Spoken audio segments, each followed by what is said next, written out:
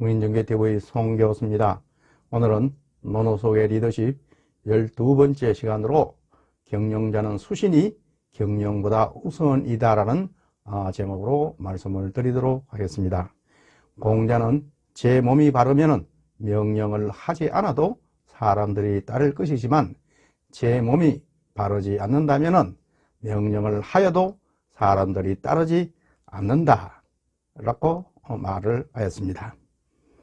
경영자는 조직에 있어서 큰 영향력을 가지고 있으므로 앞장서서 모범을 보이면 구성원들은 스스로 자기 맡은 바 직분을 다할 것이나 경영자가 탐욕적이고 나아가서 불의를 저지른다면 구성원들이 어떻게 조직을 위해서 최선을 다하겠습니까?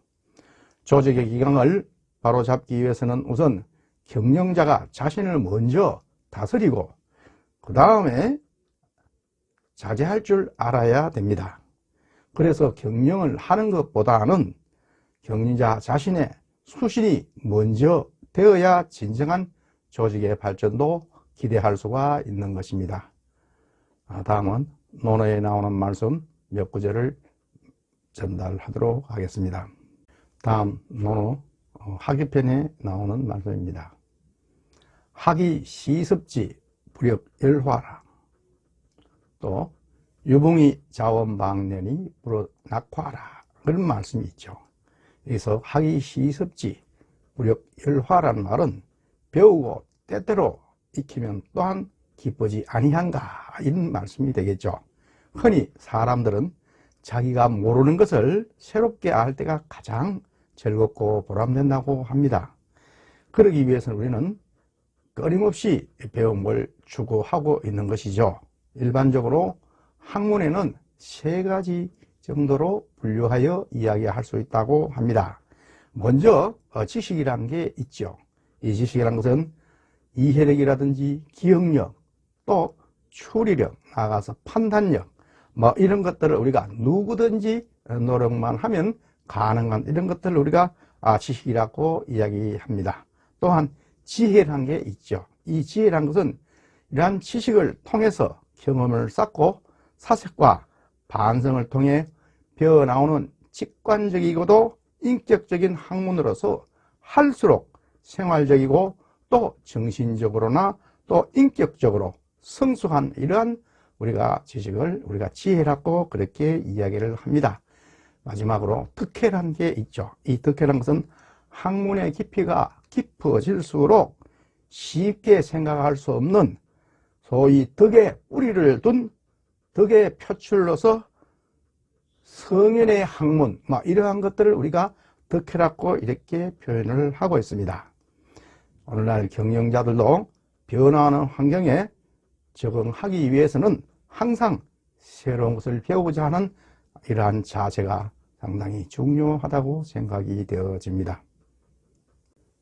다음 논어 위정편에 나오는 말씀입니다. 개강자가 문정. 개강자라는 사람이 정치에 대해서 묻습니다. 이 개강자라는 사람은 당시 노나라의 어떤 권력가이죠. 권력가가 이제 공자에게 정치에 대해 묻기를 사민경충 이거면 여지하 이렇게 묻습니다. 이 말씀은 백성이 위 사람을 공경하고 충성하며 부지런하게 하려면 어떻게 해야 합니까? 이렇게 묻습니다. 그러니까 공자가 대답하기를 임지 이장 직경이라 이렇게 이야기를 합니다. 이 말은 백성을 대할 때 행동 거지를 바르게 하면 공경할 것이며 또한 효자 직충이라 자신이 먼저 효도하고 자애로우면 백성이 충성을 다할 것이다 이렇게 말씀을 하면서 그것은 이교 불능 직권이라 이렇게 이야기를 합니다. 이 말은 착한 사람을 등용하여 능력 없는 사람을 가르치도록 하면 부지런해질 것이다 이렇게 이야기를 합니다. 경영자의 권력은 개인적인 특성에서 형성되는 것이 아니라 아래 사람들과의 특별한 관계에서 생겨나는 것입니다. 맹자는 사람의 병폐는 스승되기를 좋아하는 데 있다라고 지적을 한 바가 있습니다. 사람의 가장 큰 병은 아는 체 하는 것입니다. 사람들은 흔히 자신이 높은 자리에 있으면 아래 사람들보다 뛰어나다는 착각을 하고 자신이 바라는 바를 어떠한 원칙이나 기준으로 삼아 아래 사람들을 가르치고 받아들이도록 강요를 한다고 합니다. 그러나 맹자는 남을 공경하는 사람은 다른 사람들로부터 공경을 받는다라고 가르쳤습니다. 경영자가 아래 사람들을 아끼고 존중하지 않으면 그들도 당연히 경영자를 존경하지 않는 것입니다. 진정으로 경영자가 영향력을 행사하고 한다면 먼저 자신의 몸가짐이 어떠한지를 먼저 냉정하게 살펴보아야 할 것입니다. 다음은 논어 자로편에 나오는 말씀입니다. 기신정이면 불령이행이요 기신부정이면 수용부정이라. 여기서 기신정이면 불령이행이란 말은 제 몸이 바르면은 시키지 않아도 사람들은 하며, 기신부정이요 수용부정이라 라는 말은 제 몸이 바르지 못하면은 시켜도 사람들은 따르지 않는다, 이런 이야기죠. 그래서 여기서 가장 중요한 것은 먼저 스스로가 몸이 발라야 된다는 이야기죠. 즉 수신이 되어야 다른 사람들로부터 존경도 받고 따름을 받는 것입니다.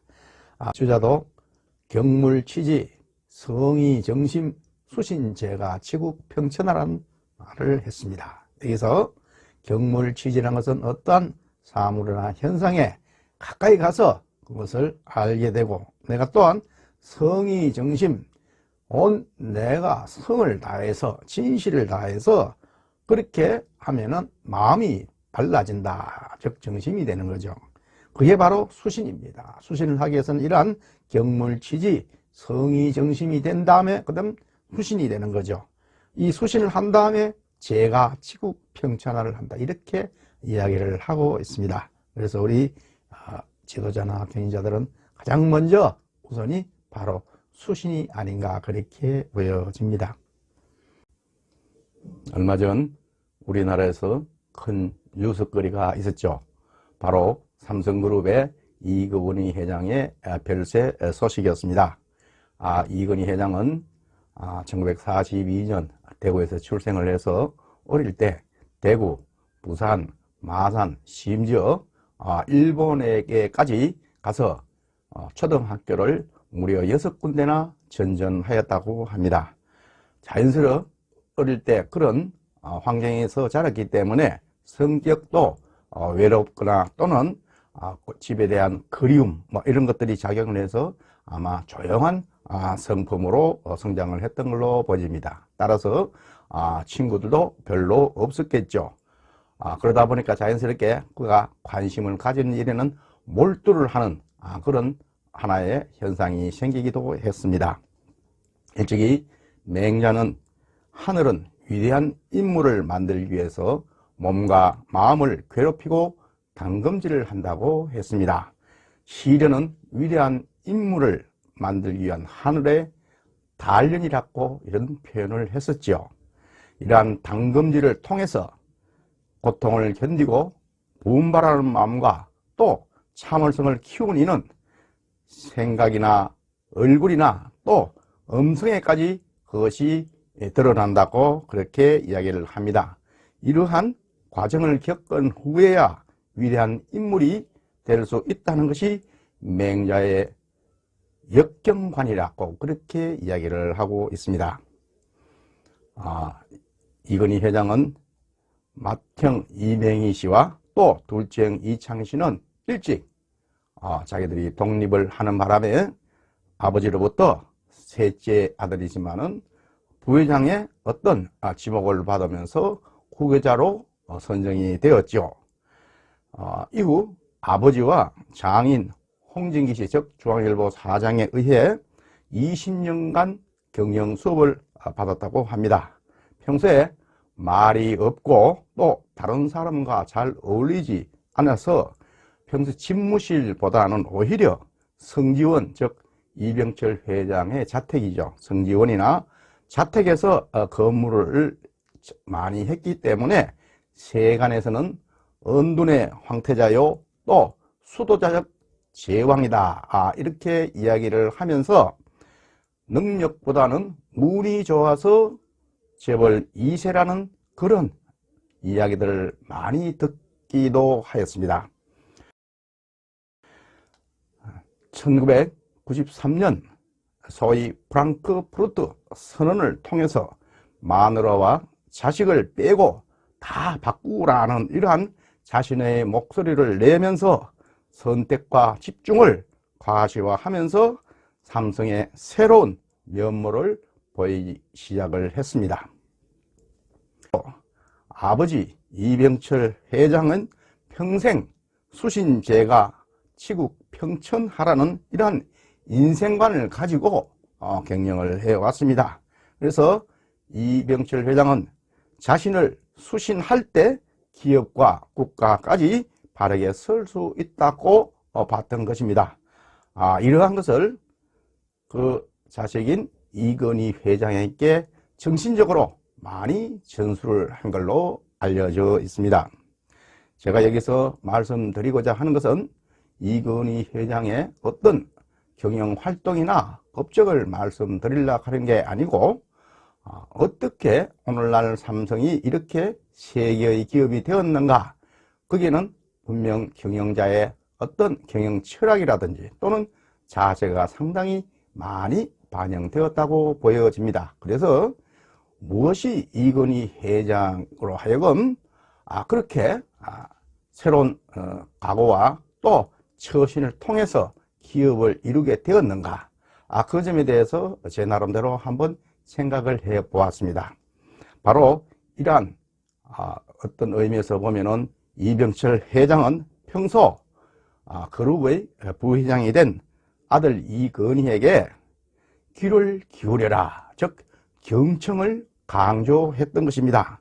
그래서 경청 역시 나를 낮추어 상대를 배려할 수 있어야 가능하다는 점에서 수신과 바로 일맥상통한다고 봐야 되는 겁니다. 그래서 유교에서는 수신을 학문의 시작으로 여기는 것이죠.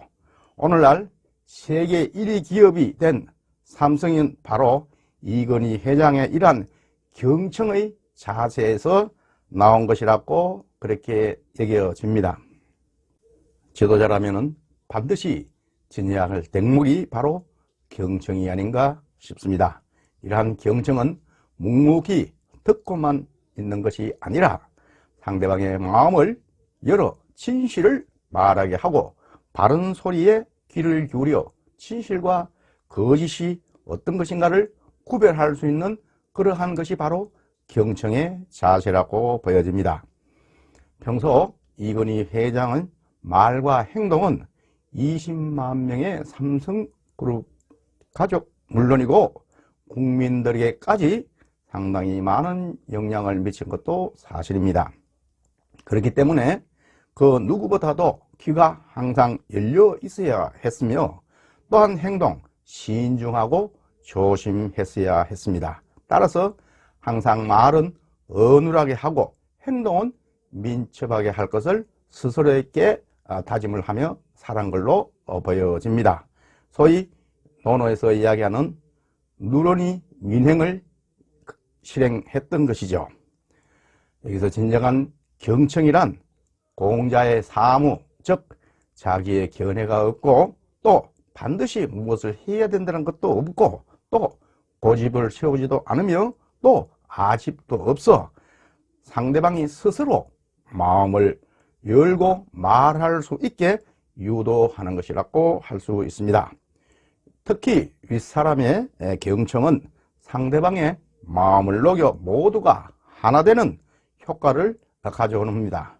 그럴 때 조직의 꿈이 자신의 꿈이 되며 나라는 개체가 아니라 조직 그 자체가 되고 너와 나는 하나 일체가 되는 이러한 것을 우리가 바로 경청의 힘에서 나온다고 보여집니다. 아마 이러한 경청의 자세에서 이건희 회장이 기업을 운영하면서 많은 실천을 통해서 보인 결과가 오늘날 삼성전자가 세계에서 초일류 그룹으로 달성하는데 많은 기여를 하는 토대가 되었다, 저는 그렇게 믿어집니다. 오늘 강의는 이것으로 마치는 걸로 하겠습니다. 지금까지 끝까지 시청을 해 주셔서 대단히 고맙습니다.